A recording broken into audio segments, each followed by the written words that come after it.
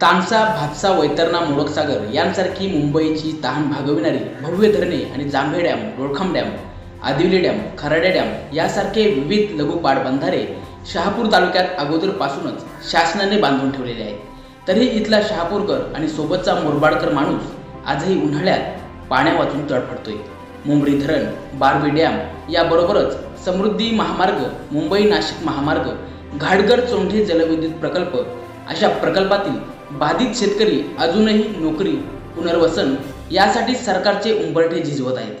त्यातच आता ठाणेकरांची तहान भागविण्यासाठी काळू धरणापाठोपाठ शाही धरणाचं भूत शेतकऱ्यांच्या माथी मारायचा विडा शासनाने उचललाय. यामुळेच शाही धरण संघर्ष समिती आता अजूनच आक्रमक झाली असून कितीही लावा ताकद, शाही धरण विरोधी संघर्ष समिती आता नाही वाकत असाच पवित्रा घेत सरकारला ट्रेलर दाखवू लागली आहे. बाधित गावांमध्ये सभा घेत शाही धरण होऊ नये यासाठी आता कार्यकर्त्यांनी कंबर कसली आहे. शाही धरण म्हणजे आमच्या भविष्यातील पिढ्यांचे नुकसान आहे असे या बाधित परिसरातील शहापूर व मुरबाड तालुक्यातील शेतकऱ्यांचे म्हणणे आहे.